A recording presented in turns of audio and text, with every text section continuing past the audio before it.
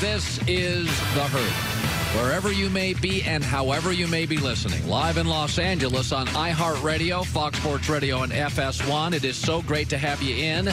Got all sorts of thoughts today we have not addressed. Mondays during the football season are fun, easy, fast-moving shows, and Joy Taylor is joining us.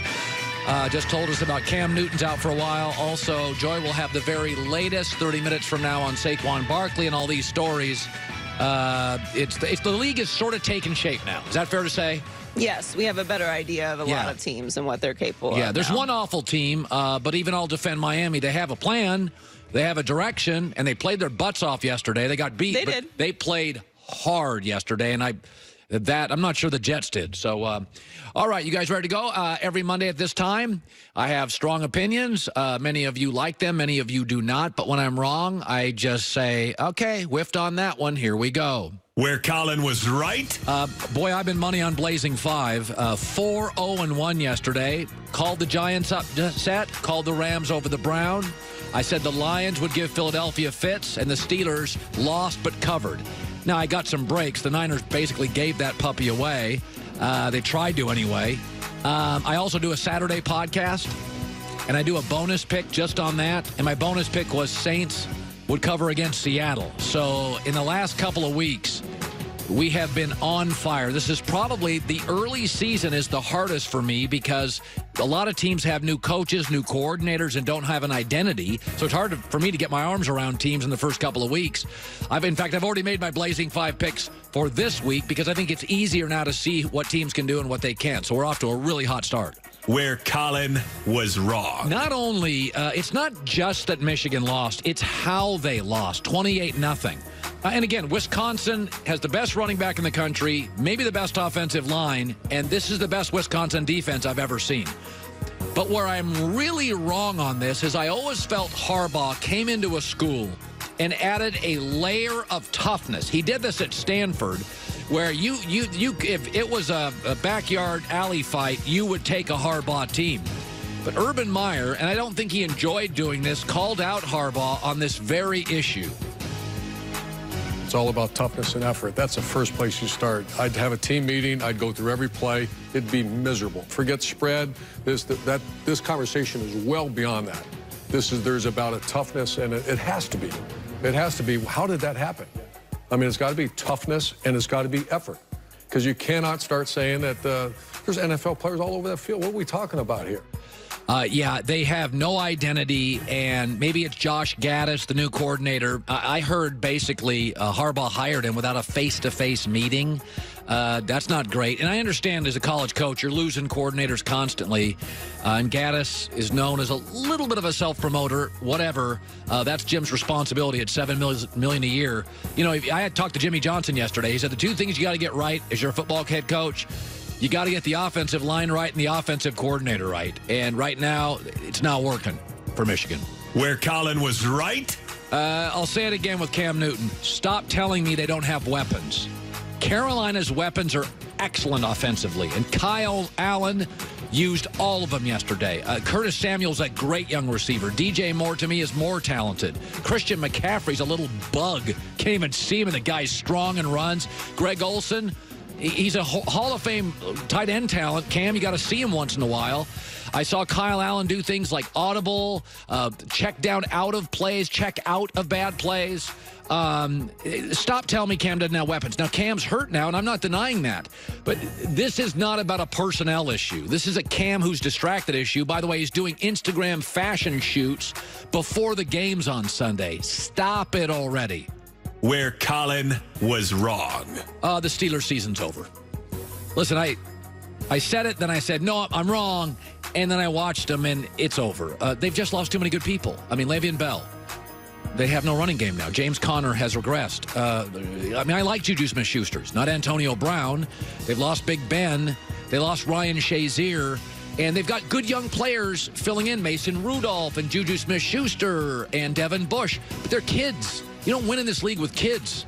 That's why I didn't like Cleveland as much as everybody else. They can't run the foot. What do they do well? This morning, what does Pittsburgh do really well? I can't put my finger on it. So I do think now the season's over. Where Colin was right. We said the Saints will be fine without Drew Brees. A-plus coach. Their defense is terrific. Teddy Bridgewater's a grown-up. His flaw is Drew Brees' flaw, which is he's not going to vertically extend plays. And frankly, they've got Alvin Kamara and Michael Thomas, a better than average offensive line. This was never going to blow up. Their schedule, I thought this was the toughest game. They stayed on the West Coast and won. And I'm not saying Drew Brees isn't good, but Bridgewater is a reasonable facsimile, same size, situationally not Drew, but he's kind of got the same flaw, Drew. He doesn't throw the ball down the field big. But this is a very good organization. And we said, I don't have them winning their division, but I didn't think the Drew Brees 6-week injury would be man overboard, and it certainly wasn't. Where Colin was wrong. Adam Gase, your team quit yesterday. I think it's the second time in 2 weeks they've quit. Listen, I'm not a body language expert, but it matters. Coordinator is about being smart. Head coach is about being a leader and sending signals and messages to the troops. Adam Gase, I never see his eyes, pulls the hat down, and this guy's out, and this guy's out. Hey, Brian Flores is a big energy guy, is a bottom line guy. There's no hat. He's looking at me and saying, we're not quitting. You quit, you're out of here. That at least permeates and echoes through the locker room. Adam Gase right now, I'm told, doesn't get along with Greg Williams. This downcast, this sort of negative energy, it's bleeding to the team. Listen, when your bad teams overlook you, Miami should have led at halftime yesterday. The advantage to being bad is teams don't get up for you. They occasionally rest a starter that's banged up a little bit. Adam Gase has been disappointing so far. Where Colin was right. We told you the number one issue with the Browns would be offensive line. We said just watch out. They traded away a very good offensive lineman for Olivier Vernon, and this has been the team's flaws. We can beat up on Freddie Kitchens. Baker sacked 3 times yesterday, 5 times against Tennessee, 3 times against the Jets, constantly flushed out of the pocket. Now, it's a decent run-blocking offensive line. It is not a good pass-blocking offensive line. So, again, we can. There's a lot of ways to dissect this loss. But the macro take on this is, we told you, you cannot have a bad offensive line and win playoff games in this league. You got to have the quarterback right, the coach right, and the O-line right, and this O-line is a problem. Where Colin was wrong. And once again, I've whiffed completely on the Atlanta Falcons. Why do I keep defending them? I mean, seriously, they are a drop pass from 0-3. Every year, I'm like Super Bowl. You do this I'm over them. I am just over them. By the way, they brought in Dirk Cutter as an offensive coordinator. Very sharp guy, but Matt Ryan's already got 6 picks in 3 games. Last year, he had 7 all year. Julio Jones is unbelievable, but outside of Julio, I don't see a lot of stuff on this team I love right now. They don't tend to play well away from home. They've been off to, in a couple of their games, they've been off to really slow starts. Jacoby Brissett controlled them for most of the game yesterday. I can't get Atlanta right. I'm over Atlanta. Where Colin was right. We told you the New York Giants had a plan with Daniel Jones. They released that video in OTAs, slow-motion video with music. He's unbelievable. Then in the preseason, they played the offensive linemen, the starters, more snaps to make Daniel Jones look good. Then they were going to play Eli the first 2 weeks against good defenses. And then they bring him in against Tampa, which didn't have a Pro Bowler last year on defense. I felt from the beginning this was an orchestrated plan. They would make him look good in OTAs. They would play starters, more snaps to help him look good. And then they would bring him in a nice spot. And Tampa's a team defensively that's got all sorts of issues. I do like Todd Bowles, the coordinator. But I felt from the beginning this was a setup to make him look good. And they made him look good. Where Colin was right. Deshaun Watson, I said it when he came out of Clemson. I said he's not a natural thrower, but leadership, humble, driven, playmaker. He's a magician back there, escape artist. The kid's incredible. I'm not sure there's another quarterback in this league that could deal with the chaos on the offensive line like him. He's the best quarterback in this division. He has a chance, if he can stay healthy, to win a lot of games and a lot of division titles. It is not a complete team. Their secondary is suspect, and their O-line's better on the left side, but not complete. how he dropped to the third quarterback. We joke about this sometimes off the air. People were trying to talk their way out of Deshaun Watson. He played Nick Saban twice. Nick had 6 weeks to prepare for him twice.